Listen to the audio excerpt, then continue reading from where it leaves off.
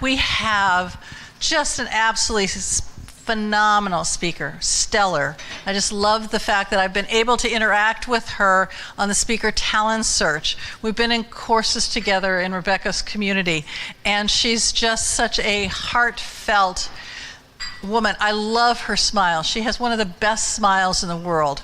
And you heard her say when she was up here as a sponsor that she's a channel owner and she's the executive director of programming for the BriteLite TV. She also has her own TV show, the Trisha Garrett's show, which she does every other week, right?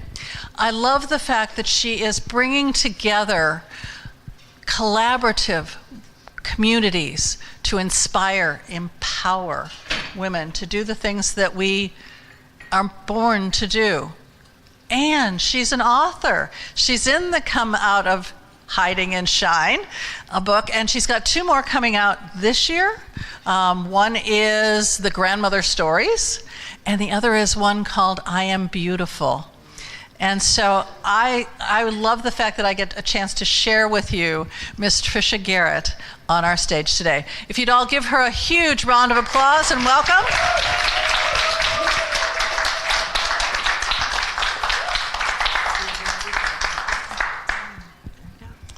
Wow. Thank you, Linda. I'm going to get comfortable. Is that okay? Okay. We're going to do this, you guys.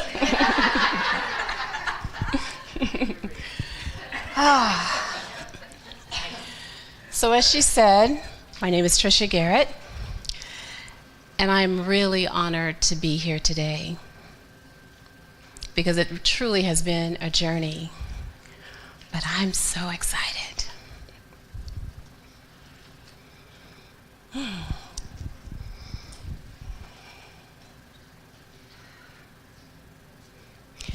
Can I just share something with you? Because I totally forgot my opening. Totally.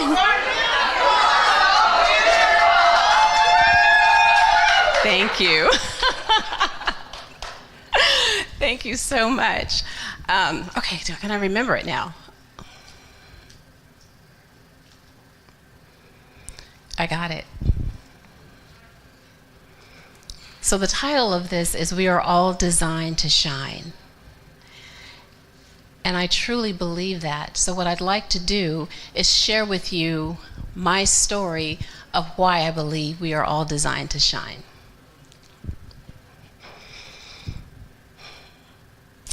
Okay. I'm 12 years old, and I love the Jackson 5. They moved from Garrett, Indiana, to be close to me. And I'm going to marry them. So let me just introduce you. So over here we have Marlon. And Marlon, you know, he has this nice quiet strength about him, kind of in the background, but really nice dance moves. And yes, we're getting married. And then there's Jermaine, who is musically inclined, sings lead sometimes. And he also dances so sexy. And when he sings Daddy's Home, oh, I have to marry him. So I don't know which one to marry. So I think I'll marry them both. And then there's Michael. So with Michael, he's amazing, but we're more like a brother and sister. We do duets together, kind of like a Donnie and Marie. And then there's Tito and Jackie, who are also amazing, but they're a little bit older. And then tonight, though, they're going to be on a Soul Train special. So yes, I can't wait. Hello? Hey, hi, Lisa. Yes, I can't wait. You know, my dad, oh my God, I hope he doesn't just stay in the den and then I can't watch the show, but I think he's leaving. Oh, hey, did you get Tiger Beat? Oh, they're in Tiger Beat. Jermaine, you got to see him. He's awesome. I'm in love. So when I was with my friends and we're talking about the Jackson 5 and we're having fun and all together like that, I feel seen, I feel heard, and I feel valued. But it wasn't always like that in my home. I'm 9 years old, and I'm watching TV. And this lady, they're introducing her, and they're talking about this PhD doctor, and I'm like, I could do that. That could be me. She's some psychologist. She's not a medical doctor. My stepmother walks into the room. I'm going to be a doctor. I mean, not a medical doctor, this PhD doctor thing or something, but I'm going to be a doctor. You? I don't think so. Who do you think you are? Yeah, I was just listening to your step niece. Yeah, and she thinks she's going to be some kind of doctor. I think she thinks I'm going to call her Dr. Garrett. That will never happen, never. Inside, I could feel myself shrinking and just getting smaller and smaller,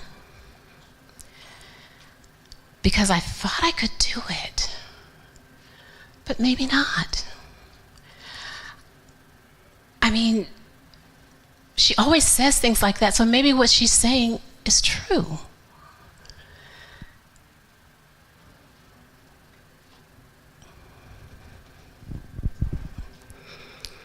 So now it's years later, and I'm in the corporate world.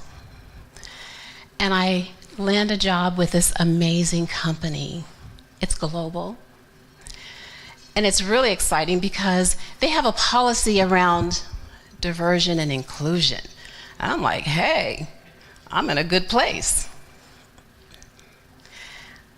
I'm on a team of all women. And we begin to build this wonderful sisterhood. And I'm just like, yes. But then I realize that there's this white man's glass ceiling. But I'm like, hey, you know what? It's all good. Because we got our sisterhood going. And together, we're going to conquer that. As time goes on, being the only African American on the team, I realize that there's times when statements are made from my colleagues that are somewhat derogatory. I'm left out of key meetings. And I realize that times I just don't feel seen or heard. So not only am I now dealing with the white man's glass ceiling, but now I'm also dealing with the white woman's glass ceiling.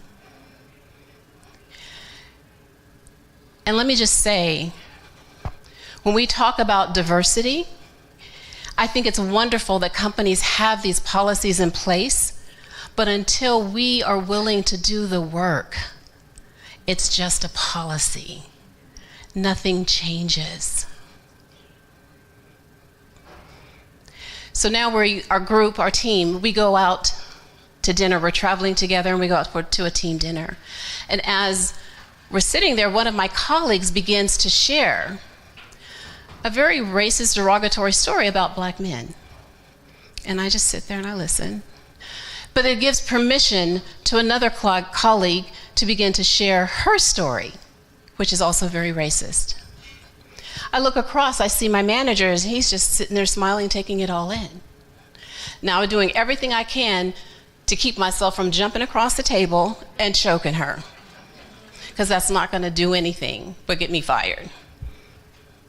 But it's times like that that I would remember the times that I experienced with my stepmother, those emotions that I felt, where I didn't feel seen, where I didn't feel heard, where I felt ashamed. And I began to shrink once again. But I figured out a way how to deal with it. Oh, yeah, got a secret. I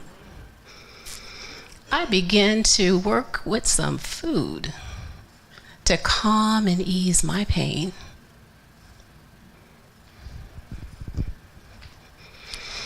I'm in the grocery store walking on the peripherals, because that's where they say the healthy stuff is. And as I'm walking, this is something that is very normal, typical that you do. And, it's just something you do throughout the day. But for me, it is nothing but anxiety because, see, I have decisions that I need to make. Am I going to do it again? Or am I going to allow myself to feel? It's been an hour and I'm still walking in the grocery store with nothing in my cart because I'm struggling to make that decision. As I walk down the aisle, I hear my name being called and I'm like, who's calling me? I'm not going to go. And I'm going to go. And as I stand there in front of all these chips, I'm like, should I do it or should I not? I can have just one. And if I have one, I can stop. I'll buy the bag, but I won't eat them all. And if I don't, then that means I have to feel. And I don't know what that's going to be like because every time I start feeling, it hurts. And I don't want to hurt.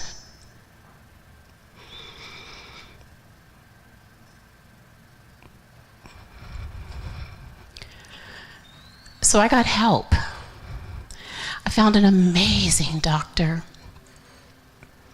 And spiritually, I grew. Because without the spiritual foundation, nothing's going to work for me, and I know that. So why do I say we are all designed to shine? That is because we are all called to greatness. There's been things along the way that have tripped us up, where we don't see our power sometimes, and we don't feel our power. But let me just remind you that you are incredibly powerful.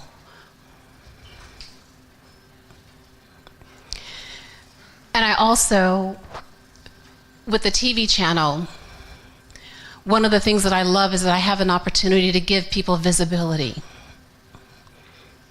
But it's also important that as we give visibility, because we want visibility, when I see people on Facebook taking their selfies, oh yeah, life is wonderful. But to be aware of those things, those systems of oppression that are built into our society that trip us up and we don't even know it. It's not about I'm a good person or I didn't mean to do that or feeling guilty. It's not about that. It's just being aware that we have all been impacted by some type of system of oppression that's kind of built in our DNA. So as much as we want to be seen, but it's also important that I see you and that I see you. And I want to see you too, so that we see each other, because we are all designed to shine. I just really want to leave you with knowing that you are designed to shine, and I really want to hear your heart. In the discovery session, it really is not about me selling you anything. It really is just about us connecting. I really want to connect with you on a heart level so that we can all shine together. Thank you.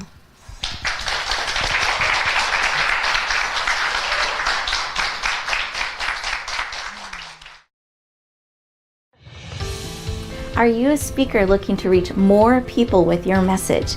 You have a global vision that you want to touch the world and make a global difference. If so, I have an amazing opportunity for you. It's called the Speaker Talent Search. Again, that's the speakertalentsearch.com. You'll find all the details, but here are the highlights. With one application process, you get clarity on your message. You get to fine-tune how you want to reach the world. Then you'll have everything ready in one place for the opportunities when they come. Second, we select you as a finalist. You get to come in and audition with a 7-minute audition, open up the door to hundreds of speaking opportunities. I hope you lean in. I hope you say yes. We would love to hear your message help you touch the world powerfully. Again, that's the talentsearch.com. We look forward to hearing your powerful message.